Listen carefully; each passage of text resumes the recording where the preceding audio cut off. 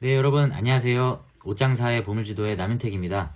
오늘 여러분들과 함께 공부해볼 종목은 현대무벡스라고 하는 종목을 좀 들고 왔습니다. 스마트 물류 로봇 관련주로 묶이고요. 현대그룹사의 계열사에 속해 있는 현대무벡스가 어떤 종목인지, 어떤 사업 영역이 있는지 알아보도록 하겠습니다. 현대가 들어가잖아요. 그래서 우리가 범현대가에 대해서 좀 간단히 알아볼 텐데요. 같은 이름이 들어가는 현대라고 해서 같은 계열사가 아닙니다. 범현대가의 그룹사를 나눠보면 이 현대자동차 그룹이 있고요. 그리고 HD현대, 과거의 현대중공업이었죠. 그리고 현대백화점 그룹이 있고요. 현대그룹이 있습니다. 현대자동차 그룹은 현대차, 기아, 현대모비스, 현대글로비스, 현대건설 등이 있고요. HD현대는 현대조선해양, 현대미포조선, 현대에너지솔루션, 현대오일뱅크를 보유하고 있습니다. 현대백화점 그룹사는 현대백화점, 현대그린푸드, 현대홈쇼핑, 그리고 현대백화점, 면세점 이런 사업들을 하고 있죠. 현대그룹사는 현대엘리베이터가 지주회사격이고요. 그 아래 자회사로 현대무벡스, 현대아산 이런 회사들을 이제 자회사로 두고 있습니다. 현대무벡스가 어떤 회사인지 한번 알아보도록 하겠습니다. 현대무벡스는 2011년 8월에 설립이 됐는데요. 현대UNI라고 하는 회사와 현대무벡스가 합병을 해서 현대무벡스라는 이름으로 사명을 변경하게 됩니다. 현대엘리베이터에 소속되어 있는 물류 자동화 사업부와 SI, 시스템 통합이죠. 이 사업부가 분사를 하게 됩니다. 그래서 현대엘리베이터는 이제 관련된 사업을 영위를 하지 않는 대신에 현대무벡스가 그 사업권을 가지고 분사를 한 뒤에 스펙 상장을 하게 돼요. 2019년 5월에 코스닥에 스펙 상장을 하고요. 현재 기준 시가총액은 약 5,257억 원, 그리고 발행된 주식수는 1억 주가 좀 넘습니다. 유통 주식수가 상당히 많죠. 현재 그룹사의 회장인 현정은 회장이 사내이사로 등록이 돼 있고요. 대표이사는 현재 이수강 대표이사가 현재 경영권을 운영을 하고 있습니다. 2023년 3월 30일부로 신규 선임이 된 분이고요. 이 전체적인 현대그룹사뿐만 아니라 현대엘리베이터, 현대무벡스, 현대아산 이 회사들을 현정은 회장이 지배를 하고 있는 구조입니다. 주요 주주 구성은 가장 많은 1대 주주가 현대엘리베이터가 53.04%의 지분을 보유하고 있고요. 그 이하 이제 정지, 정영선, 정영희 이 세 분이 나오는데 이 정씨 세 분은 현정은 회장의 자녀입니다. 그리고 HMM이 12.35%를 보유하고 있습니다.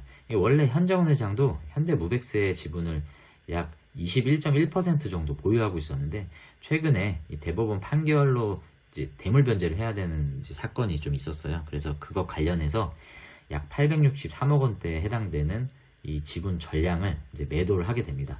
현대엘리베이터에 팔게 되죠.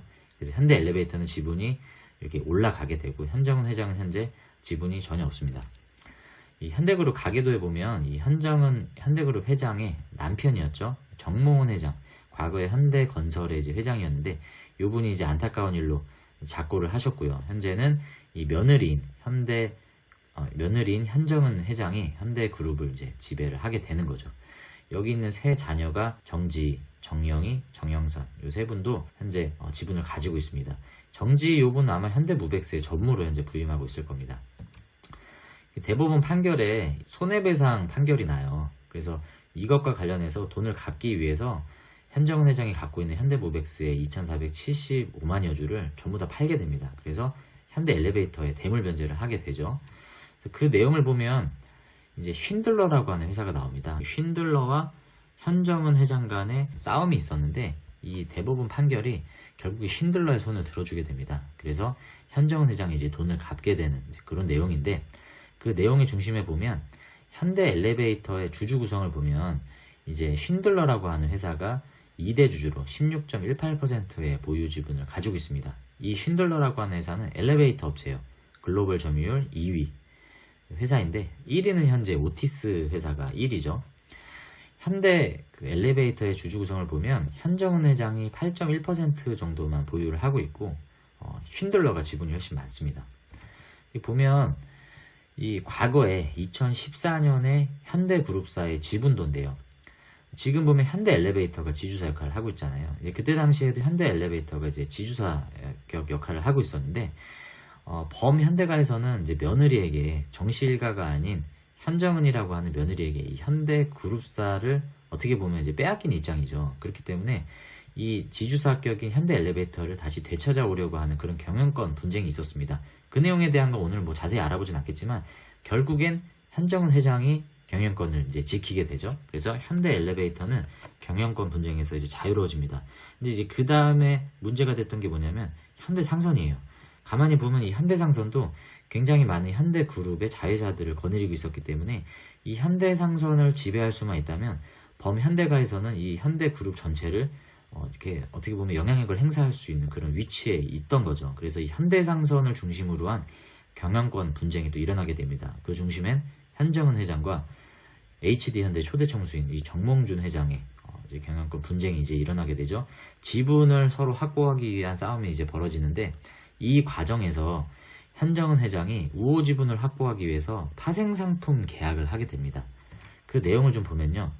2011년 현대엘리베이터는 현대상선 경영권 방어를 하기 위해서 우호 지분 매입을 대가로 금융사 5곳과 연 7.5% 수익을 보장해주는 파생상품 계약을 맺었다. 근데 이 7.5%의 수익 보장뿐만 아니라 여기에는 풋옵션 계약이 이제 포함이 되어 있습니다. 그러니까 무슨 내용이냐면 현정은 회장 같은 경우에는 정몽준 회장이 갖고 있는 우호 지분보다 현대상선의 지분이 더 부족했어요. 그래서 우호 지분이 더 필요했습니다. 그래서 그거를 이제 우호 지분을 매입하기 위해서 이 파생상품 계약의 조건을 걸게 돼요. 현대상선의 주식을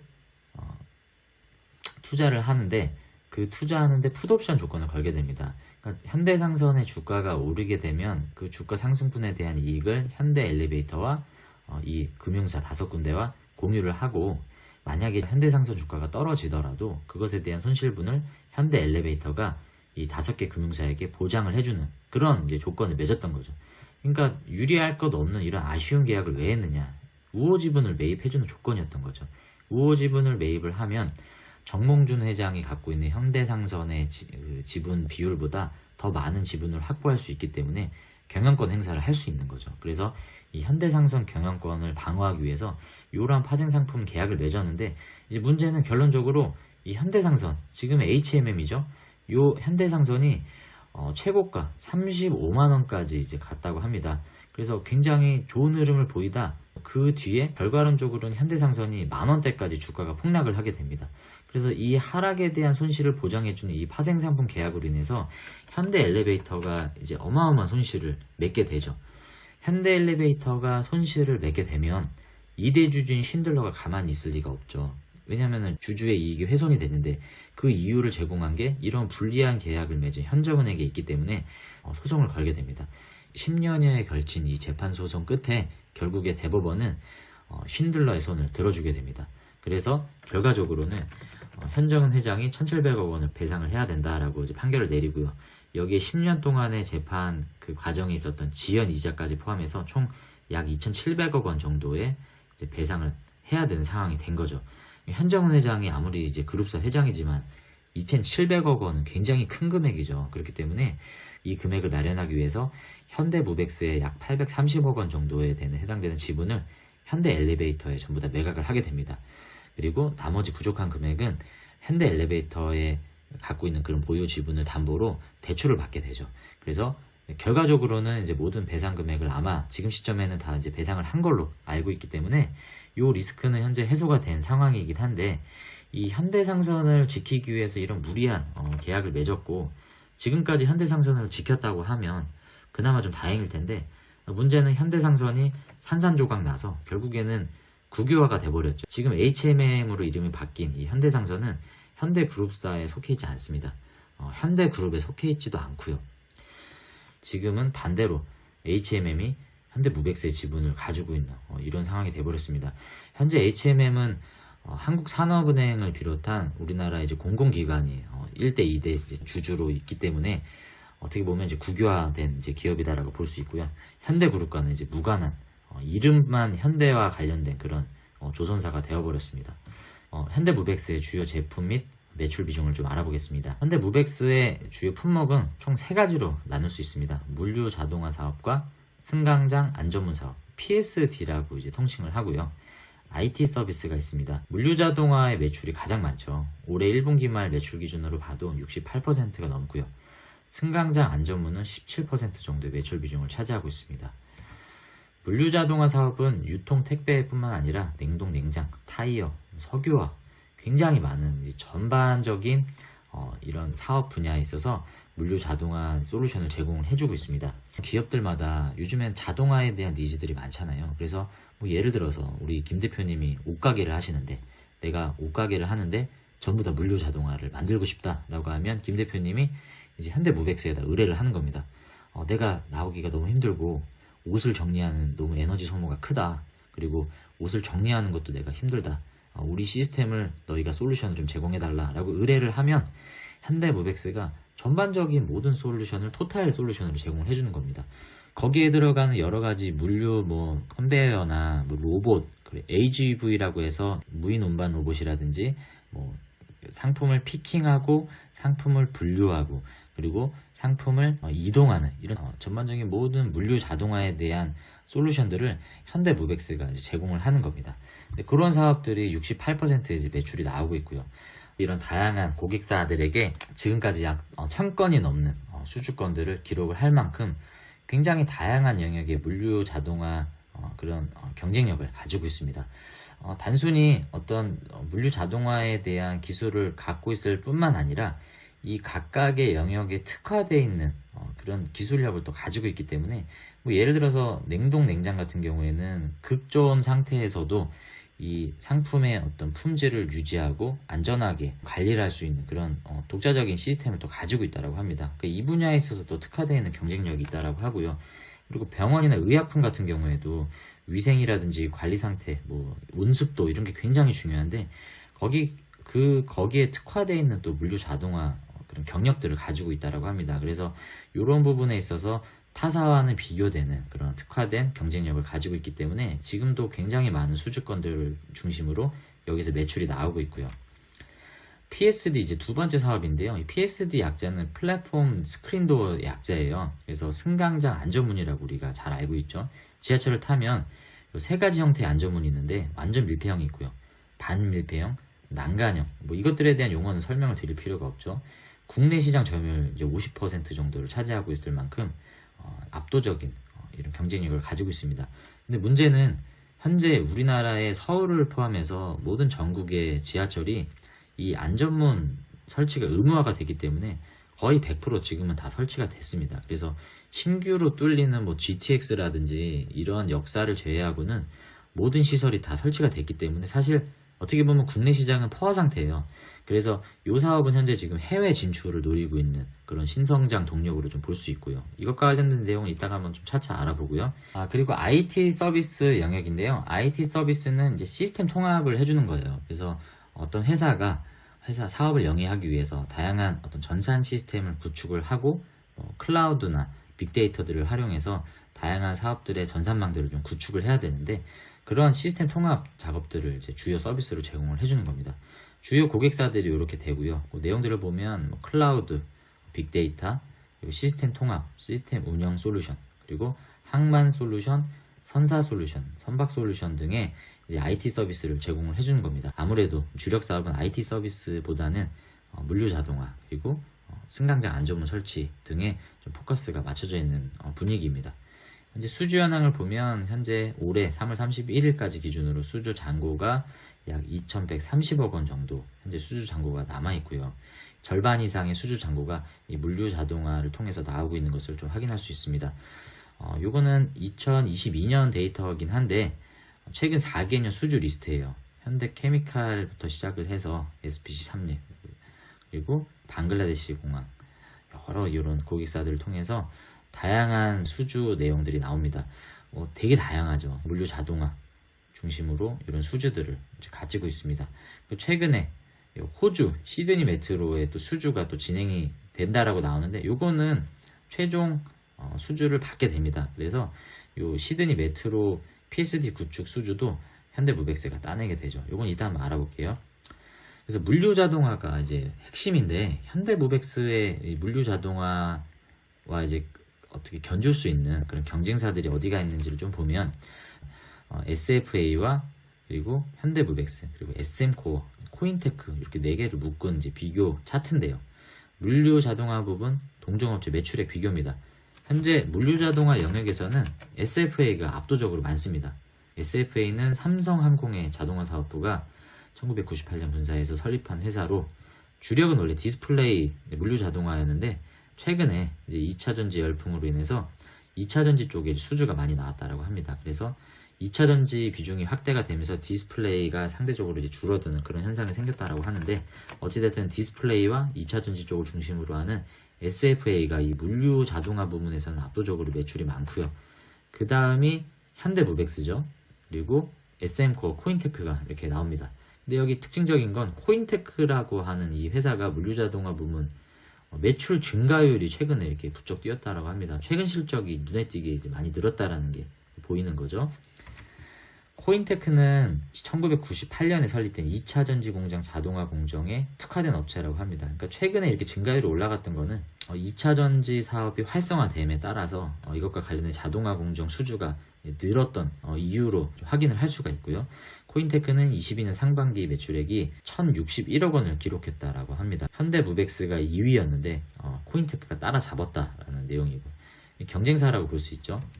그리고 SM코어는 SK의 자회사 신흥기계에서 사명을 변경한 업체라고 합니다. 그래서 업계 4위권이라고 하고요. 상반기 턴어라운드에 성공했으나 동종 4개 업체 중에 수익성은 가장 낮다라고 합니다. 매출 면에서는 SFA가 가장 많고요. 현대무벡스는 그 중간격인 2위 정도를 하는데 코인테크가 현재 2차 전지 관련된 이제 물류자동화 수주를 많이 땀으로 인해서 현대무벡스를 제치고 있는 분위기다라는 정도로 경쟁사의 현황을 좀 살펴보았습니다. 현대무벡스와 관련된 주요 뉴스를 좀 체크해봤습니다. 현대무벡스가 이 시메스라고 하는 AI 로봇 스타트업과 스마트 물류 솔루션 개발을 맞손을 잡았다라는 내용입니다. 여기 업무 협약을 체결했던 내용이죠. 작년 8월 25일이었네요. 그래서 이러한 이제 솔루션을 제공을 해준다. 여기 보면 AGV와 AMR, 그러니까 무인 자동화 로봇과 자율이동 로봇이죠. 이게 이런 물류 자동화의 핵심적인 기능을 제공하는 이런 로봇, 이런 기술을 활용하기 위해서 맞선을 잡았다라는 내용인데 이 내용을 보면 시메스가 3차원 영상인식 로봇 솔루션 기반 비정형 3차원 로봇 제어 시스템을 보유한 회사라고 합니다. 비전 기술을 탑재했기 때문에 이게 눈으로 보는 거죠. 그래서 비정형 패턴의 이 물류를 인식을 해서 로봇 제어를 하는 기술을 갖고 있는 회사라고 합니다. 이 시메스가 뉴스를 많이 보신 분들은 좀 낯이 익을 텐데 어디에서 이 뉴스가 많이 나왔냐면요. 쿠팡 뉴스에서 한번 나왔었습니다. 쿠팡이 굉장히 비밀리에 공개를 안 하다가 풀필먼트 물류센터가 있어요.